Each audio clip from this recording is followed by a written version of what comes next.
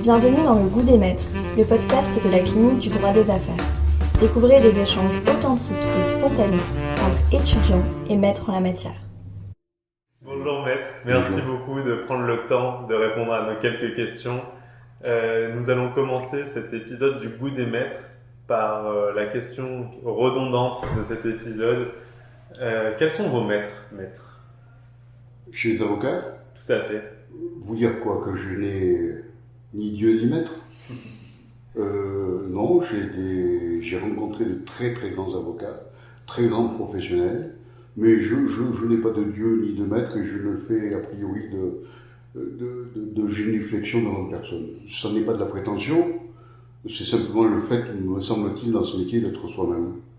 D'accord. Donc là, on n'est pas en comparaison. Parfait. Et donc, depuis que vous avez prêté serment, la profession a énormément évolué. Aujourd'hui, si vous étiez étudiant en droit, pourquoi vous ne feriez pas le métier d'avocat? Pour 50 000 raisons, je ne ferai pas le métier d'avocat. Je ne veux pas jouer les vieux sages ou les vieux imbéciles, mais il est vrai que quand j'ai commencé ce métier, un petit peu par hasard, beaucoup de choses étaient à découvrir. À la fois sur les rapports humains, à la fois sur les rapports avec les juges, à la fois sur le fonctionnement judiciaire. La justice n'était pas encore une administration, elle était encore une vertu. Et l'idéal judiciaire, qui m'a animé pendant des années, peuplait mes rêves, peuplait ma carrière.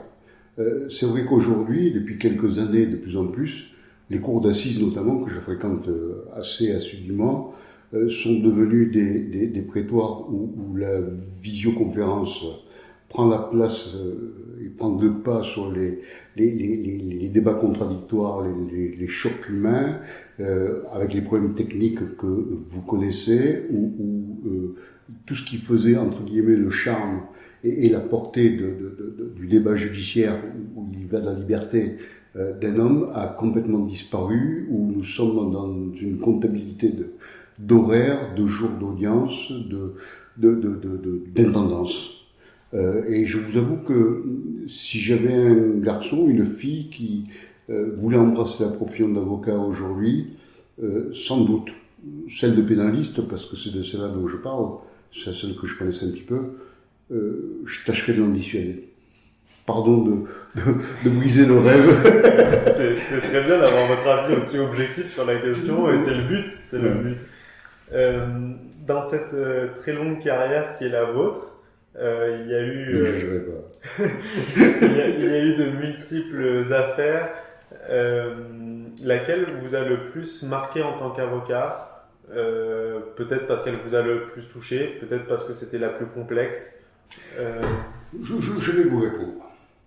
Parce que j'ai eu l'occasion de parler de ce thème, de cette problématique avec souvent de fois.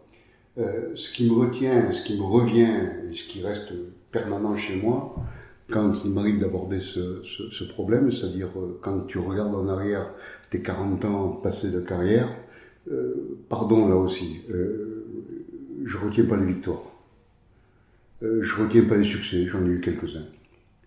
Je retiens les désastres de ma vie.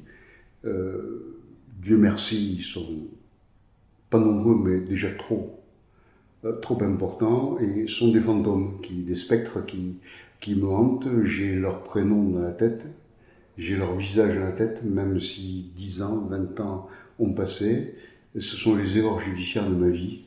Et ça, c'est le côté très dur de ce métier, pénaliste. Moi, à titre personnel, ce qui me reste après plus de 40 ans de carrière, ce sont les cauchemars qui me hantent. Et vous avez parlé d'erreurs judiciaires.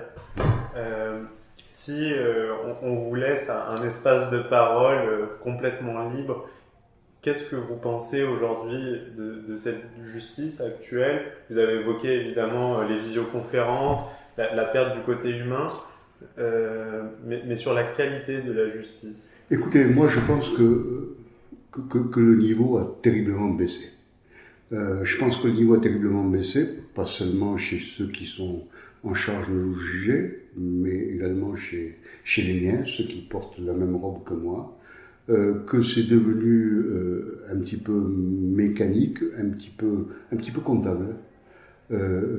Oui, les erreurs judiciaires, c'est pas seulement se tromper, c'est également ce à quoi j'assiste depuis une dizaine d'années, et beaucoup de confrères que vous interviewerez seront dans le même cas que moi, c'est que la justice à l'heure actuelle, parce qu'elle devient trop mécanique, parce qu'elle devient trop comptable, parce qu'elle devient administrative, de plus en plus, j'appelle ça moi des exécutions judiciaires commises en bande organisée. C'est le titre d'un bouquin que je n'écrirai jamais parce que j'ai pas le temps. Mais je trouve qu'à l'heure actuelle, les uns et les autres qui participent à l'action de justice, nous sommes dans des postures, un petit peu emprisonnés dans les postures, que nous avons perdu beaucoup de liberté, et que cette liberté que nous perdons, les avocats, les magistrats, nous la perdons au détriment des justiciables. Ça, c'est une grande blessure. Vous avez rapidement évoqué quelques personnes, même si vous n'avez pas de maître, vous avez évoqué quelques personnes tout au long de cette discussion, vous avez parlé de vos confrères. Lequel aujourd'hui vous inspire et vous trouvez qu'il représente la profession d'avocat telle qu'on peut l'imaginer dans les livres? Ah si, je pense qu'il y a des confrères à qui il faut élever parce qu'ils représentent la défense, parce qu'ils sont un petit peu le vestige de ce temps passé dont je vous parle et que je regrette. Il y a quelques confrères auxquels il faut ériger des statuts sur pied ou ainsi de suite. Bon, maintenant, moi, je suis pas dans un fan club.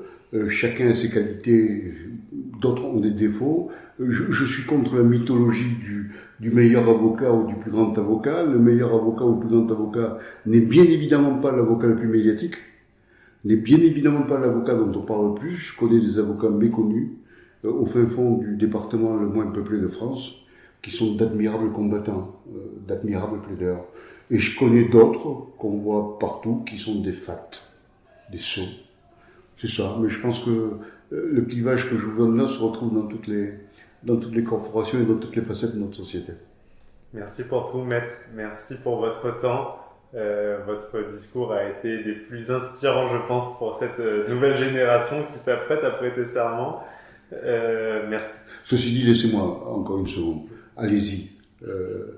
Il y a beaucoup de raisons de désespérer, mais il y a énormément de raisons d'espérer pour les jeunes de votre âge. C'était Le Goût des maîtres, le podcast de la clinique du droit des affaires avec maître Jean-Robert Fougne.